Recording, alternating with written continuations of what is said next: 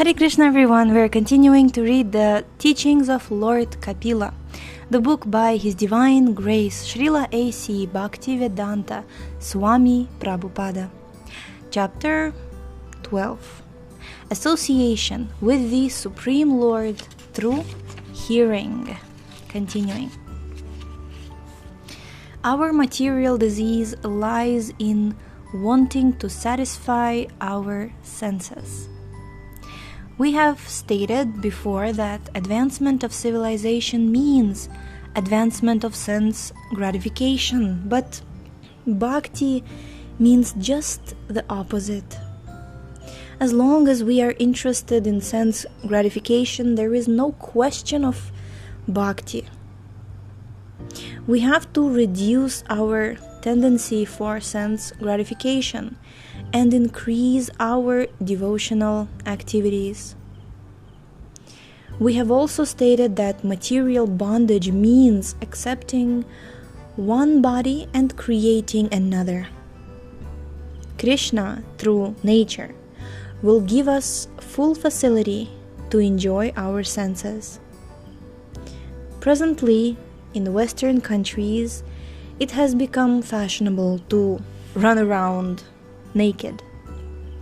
Therefore, nature will give these people an opportunity to stand naked like trees for many years. Why are we receiving different bodies? Because we have different tendencies for sense gratification. We actually have to come to detest sense gratification before our spiritual life begins. This is made possible through bhakti.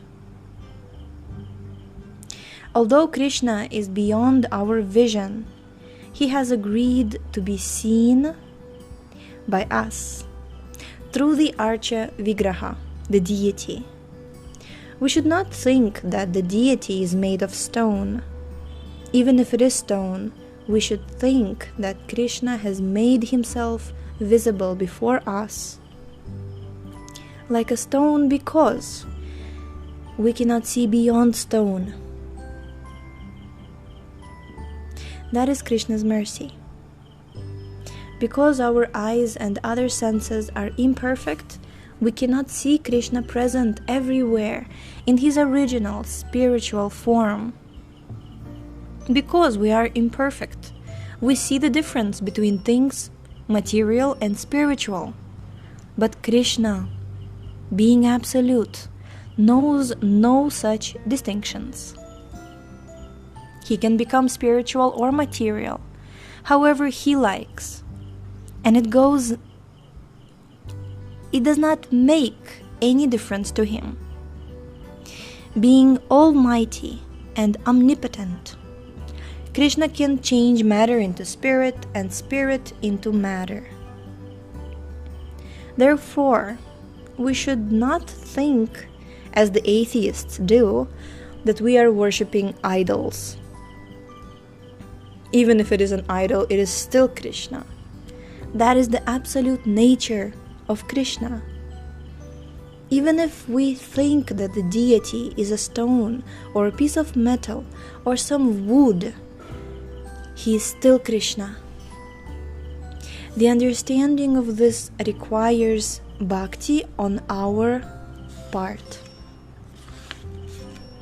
If we are a little thoughtful and philosophical, and if we are at all inclined towards bhakti, we can understand Krishna.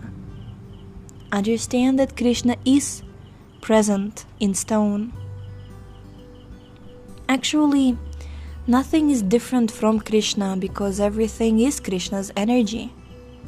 The Mayavadi philosophers say that since everything is God, the personality of Krishna is finished. But actually, Krishna is Krishna, God. And at the same time, He is everything. We can understand this by bhakti, but not by any other process. When a bhakta sees a tree, he sees Krishna.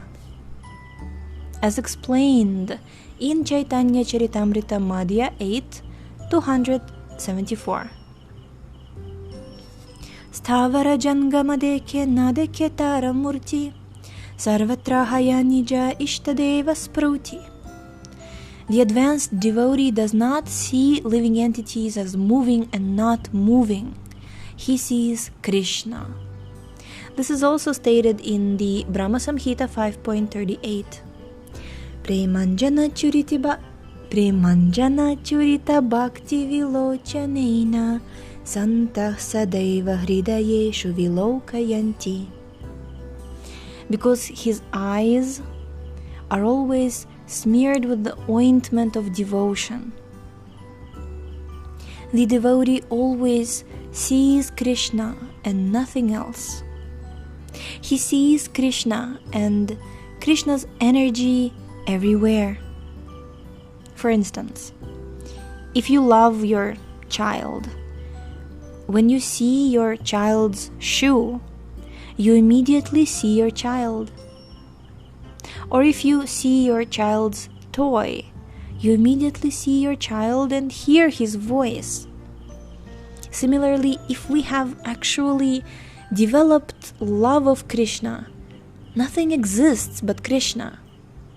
When our love for Krishna is actually developed, whatever we see, we will see Krishna. Unless one is advanced in Krishna Prema, love of Krishna, he cannot see or understand. So unless we're advanced. By the blunt material senses, we cannot even understand the name of Krishna. People are always asking, why are these people chanting Hare Krishna? They cannot understand, although Krishna realization begins with the name. The name of Krishna and Krishna are non-different, but we cannot realize this intellectually. We have to practice chanting Hare Krishna to realize it. When we actually advance in devotional service and chant the Hare Krishna Mahamantra offenselessly, we will realize that Krishna and his name are non-different. Thus, Krishna Bhakti begins with the tongue, for we can utilize the tongue to chant and to taste Krishna Prasad. In this way, we can become a Krishna Bhakta. When we see the deity of Krishna in the temple, we should think that the deity is Krishna.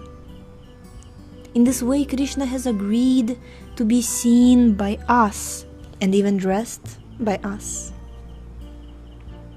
However, if we think of Krishna's Virat Rupa, his universal form, what can we do? How can we dress the Virat Rupa, universal form? His many heads cover the sky, and we cannot even conceive of him. Krishna can become bigger than the biggest and smaller than the smallest. Therefore, this verse says, it states, Bhaktya puman jata viraga indriyat. The more we serve Krishna, give him things to eat and dress him nicely, the less we become interested in our own bodies. In the material world, everyone is very busy, dressing himself very nicely in order to be sexually attractive. But if we try to dress Krishna nicely, we will forget our own material dress. If we feed Krishna nice food, we will forget to satisfy our own tongue by going to this or that restaurant. Krishna was teaching Bhagavad Gita and Arjuna was seeing him face to face. But seeing Krishna and reading Bhagavad Gita are the same. Some people say that Arjuna was fortunate to have seen Krishna face to face and take instructions from him. But Krishna can be seen immediately, provided one has the eyes to see. There is an example in Caitanya Charitamrita of a Brahmana in South India who was reading Bhagavad Gita although he was illiterate. The people in the neighborhood knew that he was illiterate. They made jokes, asking him, "Well, how is it you are reading Bhagavad Gita?" One day, Chaitanya Mahaprabhu happened to be in a temple nearby, and he could understand that this man was a devotee. He therefore approached him and asked, "My dear Brahmana, what are you reading?" The Brahmana replied, "I am reading Bhagavad Gita, or rather, I'm trying to read Bhagavad Gita. I happen to be illiterate, but my Guru Maharaj has said that I must read the 18 chapters of Bhagavad Gita daily. I'm simply trying to carry out his order, and therefore I am opening and closing the pages." Chaitanya Mahaprabhu then said, "I see that you are crying sometimes. Why is this?" The Brahmana replied, "Yes, I am crying because when I take up this book, I see a picture of Krishna driving Arjuna's chariot. Shri Krishna is so kind that he has accepted the position of a servant to his devotee. Therefore, when I see this picture, I weep." Lord Chaitanya Mahaprabhu then immediately embraced the Brahmana and said, "You have actually read Bhagavad Gita. It is not that a wealth of education is required. One does not even have to understand the language. The only ingredient needed is bhakti, love. If one becomes a pure bhakta, he will forget all material sense enjoyment. Being a bhakta doesn't simply mean wearing tilaka and robes.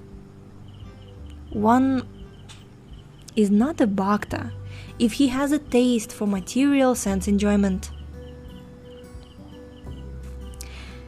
A true Bhakta wants to satisfy not his senses, but the senses of Krishna. That is the spiritual world. In the spiritual world, Vrindavan, everyone does what?